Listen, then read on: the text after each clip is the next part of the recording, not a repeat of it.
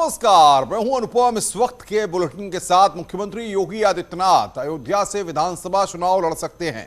सूत्रों के हवाले से खबर है कि योगी को अयोध्या से चुनाव लड़ाने के फैसले पर पीएम मोदी ने अपनी सहमति दे दी है। कल उत्तर प्रदेश बीजेपी के पदाधिकारियों के साथ शीर्ष नेतृत्व ने बैठक करके राय ली थी और इस पर नेताओं ने कहा है कि अवश्य क्षेत्र से चुनाव लड़ने के साथ पूरे प्रदेश में सकारात्मक संदेश जाएगा। ये पहली बार है जब सीएम योगी विधानसभा चुनाव लड़ेंगे। इसका ऐलान भी आज केंद्रीय चुनाव समिति की बैठक के बाद हो सकता है।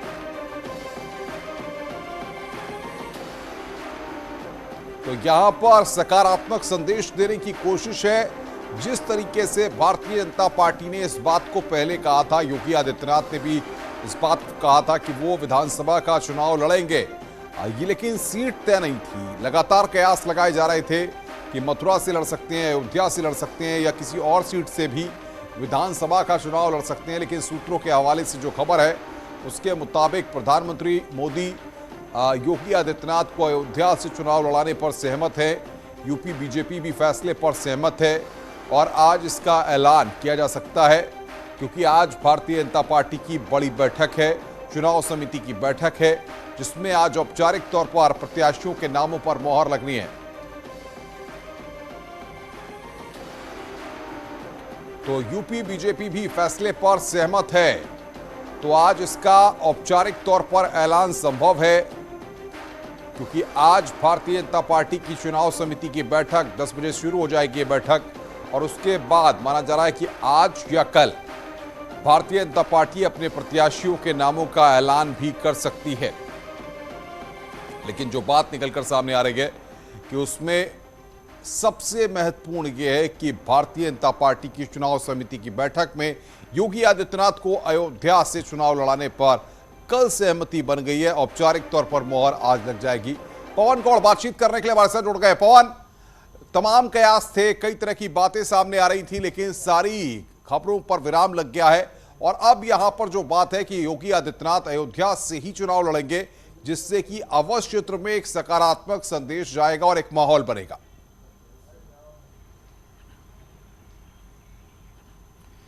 देखिए, आपको बताना चाहूंगा कि कल जब कोर ग्रुप की जब बैठक हो रही थी तो उसमें इसी बात को लेकर चर्चा हुई और ये कहा, कोर ग्रुप के सदस्यों के द्वारा ये कहा गया कि अगर मुख्यमंत्री योगी आदित्यनाथ अगर अयोध्या से चुनाव लड़ते हैं तो पूरे प्रदेश भर के अंदर एक माहौल तैयार होगा पार्टी के पक्ष में। और अयोध्या जो है वो बीजेपी के मैनिफेस्टो में शुरू से रहा है। 1989 के जब बीजेपी का अधिवेशन हुआ था तब से ही राम मंदिर निर्माण का संकल्प रहा और अब जब राम मंदिर बन रहा है तो राम मंदिर अयोध्या जो पूरे देश में एक संदेश जा रहा है हिंदुत्व और विकास का सबसे बड़े मॉडल के रूप में। तो एक पूरे प्रदेश भर में चुनाव को लेकर इसमें माहौल बनेगा कि योगी आदित्यनाथ खुद अयोध्या से चुनाव लड़ने जा रहे हैं। तो ऐसे में अगर वो चुनाव लड़ेंगे तो बीजेपी के लिए चुनाव में बहुत फायदा होने वाला है, ऐसा कोर ग्रुप के सदस्यों ने कहा। उसके बाद में मुख्यमंत्री योगी आदित्यनाथ ने जो है वो मुस्कुराते रहे, पूरी बात सुनते रहे। उन्होंने किसी भी तरह की नकारात्मक जवाब देना नहीं दिया, लेकिन पूरी बात सुनकर मुस्कुराते रहे।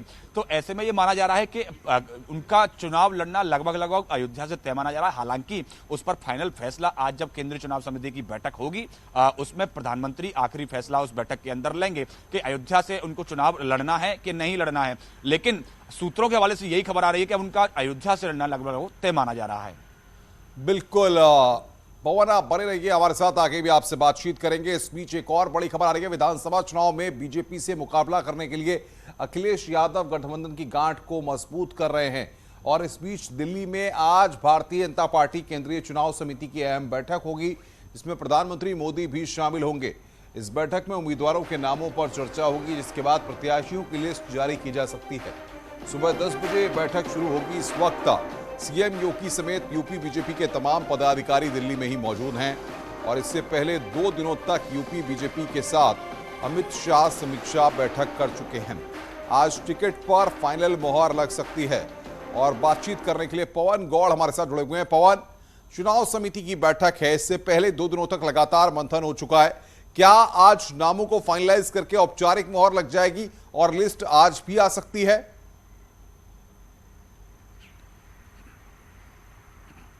देखिए अनुपम, पहले पिछले 2 दिनों में लगातार 19 घंटे बीजेपी कोर ग्रुप की बैठक हुई। परसों 10 घंटे, कल रात को 9 घंटे बीजेपी कोर ग्रुप की बैठक हुई और पहले 3 चरण के लिए जो तकरीबन 170 उम्मीदवार हैं उनको नाम लगभग तय कर लिया गया है।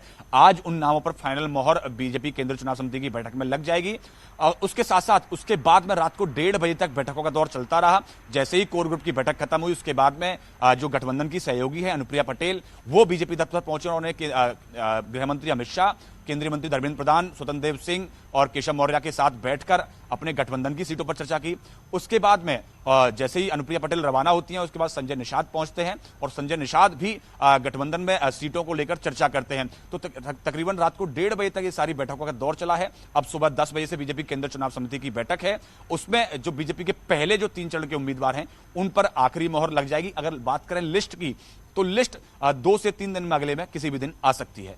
बिल्कुल पवन, आप बने रहिए, आगे भी हम आपसे अपडेट लेंगे। इस बीच सबसे महत्वपूर्ण जानकारियां आई हैं कि लगातार नेताओं का मिलने का सिलसिला जारी है। जानकारियां ये हैं कि संजय निषाद भी मुलाकात कर रहे हैं अमित शाह से। अनुप्रिया पटेल की मुलाकात भी भारतीय जनता पार्टी के बड़े नेताओं के साथ हो रही है। तो अमित शाह से मिले हैं संजय निषाद, वो तस्वीर हम आपको दिखा रहे हैं, और अमित शाह से अनुप्रिया पटेल की मुलाकात हुई है वो तस्वीर भी हम बता रहे हैं आपको कि किस तरीके से लगातार मुलाकातों का सिलसिला शुरू हो गया है।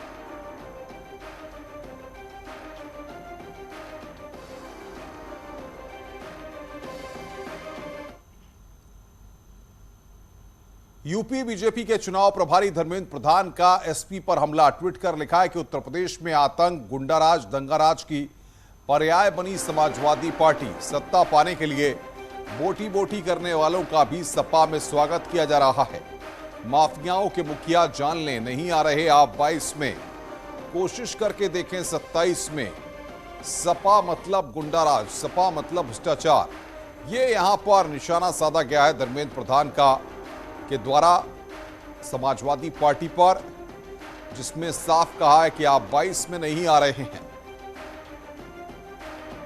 उत्तर प्रदेश में आतंक, गुंडाराज, दंगाराज की पर्याय बनी समाजवादी पार्टी। सत्ता पाने के लिए बोटी बोटी करने वाले का भी सपा में स्वागत किया जा रहा है। उत्तर प्रदेश में आतंक, गुंडाराज, दंगाराज की पर्याय बनी है समाजवादी पार्टी। सत्ता पाने के लिए बोटी बोटी करने वालों का भी स्वागत किया जा रहा है। माफियाओं के मुखिया जान लें, नहीं आ रहे आप 22 में, कोशिश करके देखें 27 में। तो ये ट्वीट यूपी बीजेपी के चुनाव प्रभारी धर्मेंद्र प्रधान के द्वारा किया गया है। विधानसभा चुनाव में बीजेपी से मुकाबला करने के लिए अखिलेश यादव गठबंधन की गांठ मजबूत करने में जुटे हैं। इसके लिए चाचा शिवपाल समेत सहयोगी दलों के नेताओं के साथ बैठक कर आगे की रणनीति तैयार की गई है। साथ ही टिकट बंटवारे पर भी मंथन हुआ। फिलहाल साइकिल पर सवार तमाम नेता एकजुटता का दावा भी कर रहे हैं, मगर आगे क्या होगा इसे लेकर कई अटकलें हैं।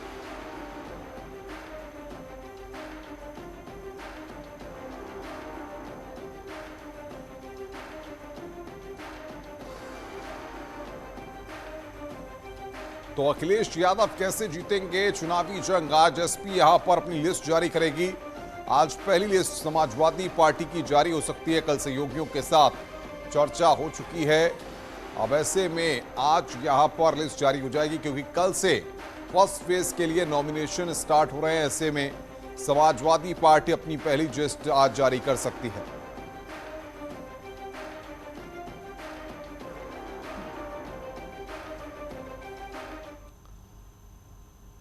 और आइए अब आपको बताते हैं कि कौन कौन से नेता किस पार्टी में जा रहे हैं, किसका दामन छोड़ रहे हैं। बीजेपी में शामिल होने वाले नेताओं की अगर हम बात करें तो भारतीय जनता पार्टी में नरेश सैनी, ये कांग्रेस के विधायक थे, बीजेपी में शामिल होने वाले ये नेता हैं।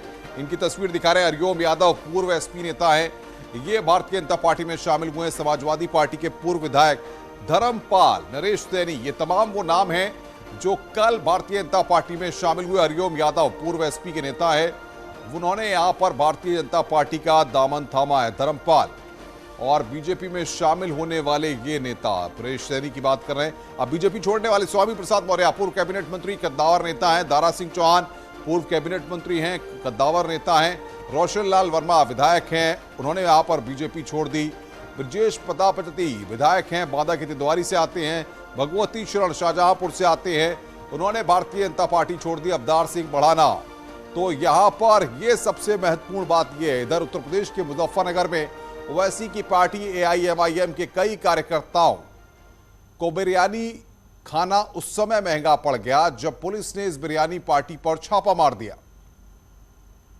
बिरयानी पार्टी का मजा ले रहे लोग धीरे धीरे वहां से खिसकने लगे। इधर आओ भाई, इधर आओ, यहाँ आ जाओ। इस घटना का एक वीडियो भी सामने आया जिसमें कुछ लोग एआईएमआईएम के दफ्तर में बिरयानी खाते हुए दिखाई दिए।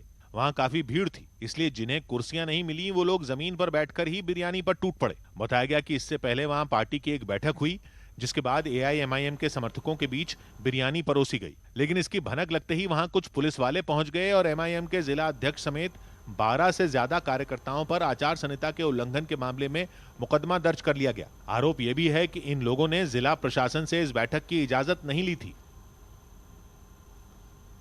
कांग्रेस के पूर्व प्रदेश अध्यक्ष किशोर उपाध्याय पर कांग्रेस पार्टी की तरफ से बड़ा एक्शन लिया गया है। किशोर उपाध्याय को कांग्रेस के सभी पदों से हटा दिया गया है। किशोर पर बीजेपी और अन्य दूसरी पार्टियों से नजदीकी बढ़ाने का आरोप लगा है और प्रभारी देवेंद्र यादव ने किशोर उपाध्याय पर बड़ी कार्रवाई की है। उन्हें सारे ही पदों से हटा दिया गया है। देवेंद्र यादव की तरफ से जारी लेटर में लिखा गया है, किशोर उपाध्याय को कई बार समझाया गया, लेकिन बार बार चेतावनी देने के बाद भी किशोर उपाध्याय नहीं माने और अन्य पार्टियों के संपर्क में रहे, इसलिए किशोर उपाध्याय को सभी पदों से तत्काल हटाया जाता है। हालांकि किशोर उपाध्याय को अभी कांग्रेस पार्टी से बाहर नहीं किया गया है। पिछले दिनों किशोर उपाध्याय ने बीजेपी नेताओं से मुलाकात की थी और लगातार चर्चा है कि किशोर उपाध्याय बीजेपी में शामिल हो सकते हैं और अब किशोर पर कांग्रेस ने बड़ा एक्शन लिया है। हालांकि टिहरी में जब किशोर उपाध्याय से सवाल पूछा गया तो किशोर ने कहा कि उन्हें अभी लेटर नहीं मिला है और लेटर मिलने के बाद ही वो कुछ कह पाएंगे। उससे अनुमान लगाया जा रहा है कि किशोर को भी अंदाजा नहीं होगा कि कांग्रेस पार्टी इतना कड़ा फैसला ले सकती है, इसलिए किशोर भी सख्ते में है।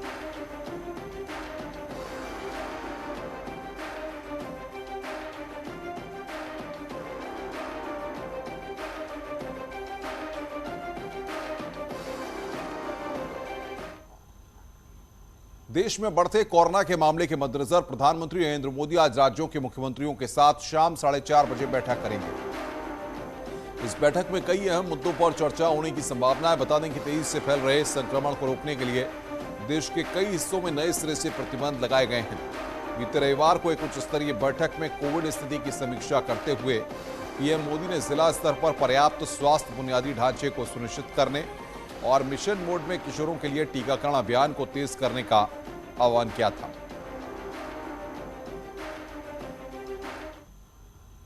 खबरें और भी हैं, फिलहाल खुले यहां पर ब्रेक के लिए। ब्रेक के बाद जल्द हाजिर होते हैं। बड़ी खबर की बात करें, सीएम योगी केंद्रीय चुनाव समिति में शामिल होने के लिए यूपी सदन से रवाना हो गए हैं।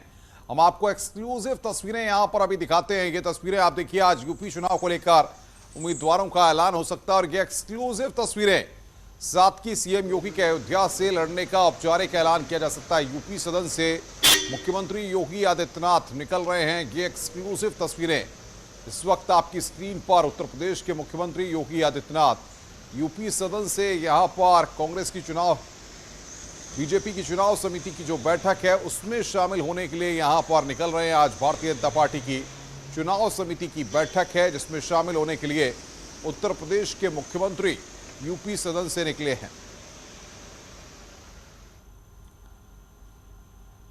आगे बढ़ते हैं। देवरिया जिले में एफसीआई के अफसरों की लापरवाही के चलते लाखों रुपए का सरकारी अनाज पानी में भीग गया। एफसीआई के अफसर अब अपनी नाकामी छुपाने के लिए भीगे बोरों की छल्ली को नीचे रखकर ऊपर से सूखे चावल के बोरे रखने में जुट गए हैं। एफसीआई के अफसरों की लापरवाही और उस पर पर्दा डालने की कोशिश कैमरे में कैद हो गई। इसके बाद विभाग में हड़कंप मचा हुआ है। जिलाधिकारी ने एडीएम स्तर के अफसर से पूरे मामले की जांच कराने की बात कही है। ये सूचना के बाद डिप्टी आरएमओ साहब को एफसीआई पे भेजा गया है और साथ में एडीएम एफआर साहब को भी निर्देश दिए गए हैं कि एफसीआई के एरिया मैनेजर से इस पूरे प्रकरण पे एक विस्तृत रिपोर्ट प्राप्त की जाए। डिप्टी आरएमओ साहब का स्थलीय निरीक्षण और एरिया मैनेजर की रिपोर्ट को समेकित रूप से परीक्षण करने के बाद जो भी कार्रवाई होगी वो की जाएगी। चुनाव के नजदीक आते ही देवरिया में पुलिस महकमे ने बड़ा अभियान चलाकर अवैध शराब माफिया पर शिकंजा कसना शुरू कर दिया है। देवरिया और कुशीनगर जिले की पुलिस ने हेतिमपुर के जंगलों में एक विशेष अभियान चलाकर भारी मात्रा में कच्ची शराब को नष्ट किया। इस अभियान में पैरामिलिट्री फोर्स भी शामिल थी। टीम ने हेतिमपुर के जंगलों में छापेमारी की। जमीन में गड़ा हुआ कच्ची शराब की खेप को निकाला गया और आग के हवाले किया गया। हालांकि इस दबिश के दौरान कच्ची शराब माफिया भाग खड़े हुए। पुलिस ने भारी मात्रा में अवैध शराब बनाने के उपकरणों को नष्ट किया है।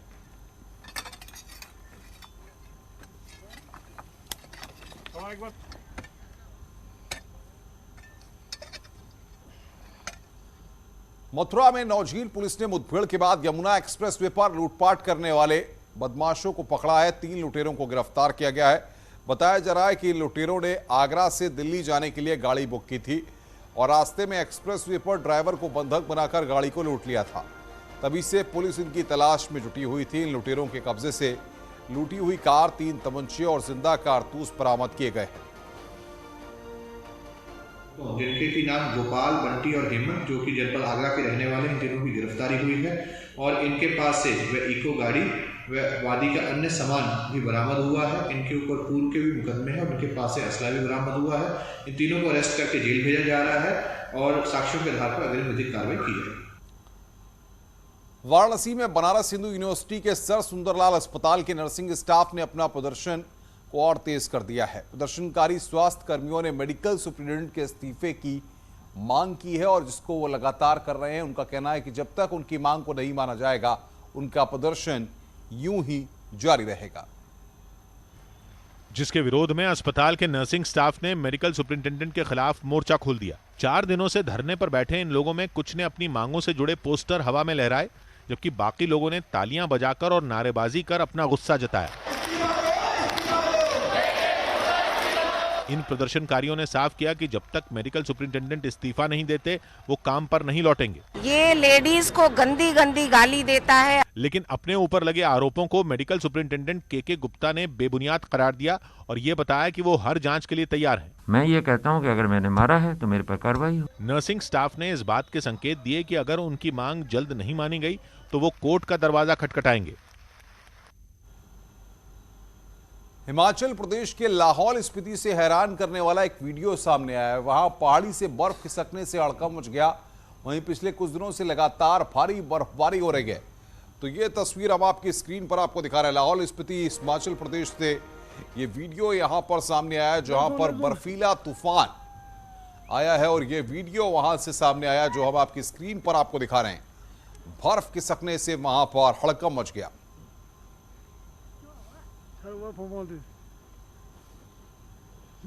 लाहौल स्पीति की यह तस्वीर, बर्फ खिसकने से वहां पर हड़कंप मच गया। बर्फीला तूफान वहां पर आया।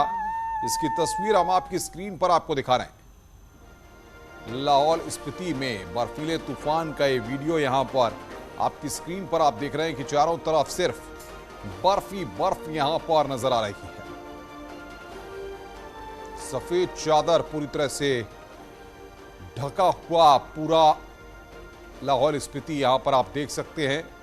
चारों तरफ सिर्फ सफेद सफेद और सफेद चादर ही बिछी हुई दिखाई पड़ रही है। तो कड़ाके की ठंड पड़ी हुई है और देखिए आप ये तस्वीरें, ये वीडियो यहां पर सामने आया लाहौल स्पीति से, जहां पर ये बर्फीला तूफान वहां पर आया है। कड़ाके की ठंड और चारों तरफ सिर्फ बर्फ ही बर्फ और सफेद चादर पूरी तरह से बिछी हुई है। रुक रहे हैं यहां पर एक ब्रेक के लिए। ब्रेक के बाद जल्द हाजिर होते हैं।